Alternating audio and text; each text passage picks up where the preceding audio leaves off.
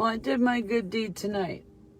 I went into the Speedway, and it's right near my house, and I love Speedway, and they like changed every Shell station to a Speedway here with like 2 weeks. I wish construction crews worked that fast. But I was in there talking to the gentleman because I used to manage a gas station, and I asked him because I was looking for paper to check my oil since I'm driving so far, and I just got back from Yellowstone. And the trash is just everywhere. It's overfilled. There's nothing on the shelves. And I'm like, if I was your boss, your ass would be fired. And we were talking about what, like a day shift. There's a lot of people. They don't leave them with all that stuff done. So we walk outside, and I was pointing out the trash cans. And there was a young lady sitting on the ground crying. Wasn't there when I went in the store. So everybody's walking past her, and we're like, hey, do you need a ride somewhere? And I had told her, hey, I drive Uber and Lyft. I'd be more than happy to take you somewhere. And I'd let her borrow my phone to call her mom to make sure that she was on her way and she knew where she was at. But she was pretty upset. And what had happened is her husband is an alcoholic. And we were talking about that in the culture here. And I told her that, I don't see end-stage liver disease in 38-year-old people and have an ICU full of alcoholics with end-stage liver disease. I have surgery patients and everything else, and maybe older end-stage. But here on the border, alcohol is really bad. And she's reacted, and I was joking with her. She had said that, she's been with him since she was 18. We have a lot of similarities, just a little bit different story. And so completely different culture, but we can still relate to situations, guys. That's why you talk to people. But she had stabbed her husband in the past, and I was joking with her. I'm like, y'all do a lot of that down here, because I get a lot of people into the ER with stab wounds because of the alcohol. They get mad, but she had thrown her husband was calling her a bitch, and we all know how it goes when we're arguing with our spouses. Everything that we can do to hurt them or react emotionally comes out of our mouths. And she threw the phone at him and it hit her head, but he started choking her in front of the kids. And that is where the conversation was like, no, that is not okay. You are teaching and I had to tell her about my stepdaughter and how she's reacting. I said, this is what happens to your kids when all of this is going on, and they're watching this growing up. They think this is normal. They get into relationships as an adult, but she was pretty upset, but everybody's just walking by, and the only person who stopped was a veteran, and I thanked him. And we know down here that it's vets because it'll say DV on the license plate for a disabled veteran. But he was the only one who stopped to ask how she, if she needed anything. So I spent the last half hour sitting on the pavement talking about, I don't even know her name, didn't give her mine. We just started talking. And I did give her a hug. I had my mask on, and I was like, I don't give a shit. I am hugging her. Hello, Cordy. I haven't had a hug since from a human beyond my kid, and I can't tell you how long. Hell yeah, I hugged that woman, but I kept my mask on and washed my hands afterwards.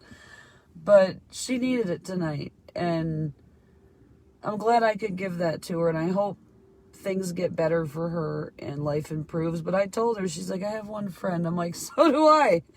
Maybe two, maybe. A lot in common. A lot.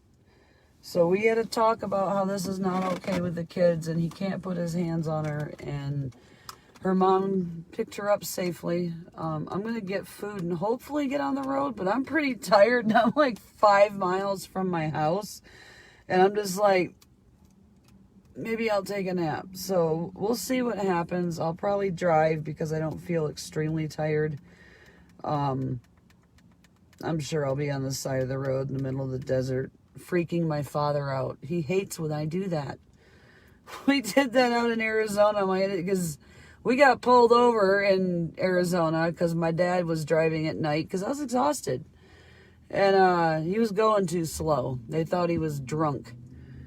So that was fun. And I had to explain that my dad was going 15 under the speed limit at night and turning in the wrong direction because he's old and can't see. So I'm going to pull over on the side of the road as soon as the head starts nodding. But I'm going to get some Jack in the Box Chinese egg roll thingies, and I'm going to jam to some more Alice in Chains. But that really made my night to just stop and be able to help somebody. Jennifer, I'm not at that stage of being tired yet. I would just lay there in bed and waste my fucking time, and I could have been on the road 100 miles away. That's kind of the way I look at it. So, and I don't mind sleeping in the car. Unless it's a dust storm. That's bad. But be kind, folks. It costs nothing to be kind. I offered her a ride. I offered her everything. And really, all she needed was to be heard. Shut up and listen to people and just be kind. It doesn't cost you anything to be a decent human being. It's free, guys. It really is. But when you see people like that, homeless folks, don't walk past them and act like they don't exist. That's why I don't get places. That's what takes me forever. My supervisor used to bitch that my rounds took forever. And I'm like, it's because I'm talking to my patients. I'm not going to sit in the break room with y'all when I can be out here interacting and being thanked and appreciated. So be kind, because it does wonders for you. But that individual whose life that you touch, you might never know the change that you make in their life. It could be something positive and put them on a complete path of success, and you would never know. But you could change their life with just a conversation. It's happened a million times. Be kind. Acknowledge people. Those homeless people used to have a home. A lot of them fought for this country. They shouldn't be out there laying on the fucking ground. So yeah, that was a pretty cool thing. I'm glad she got home safe, and it was a good conversation and human interaction. Dear God, I needed it.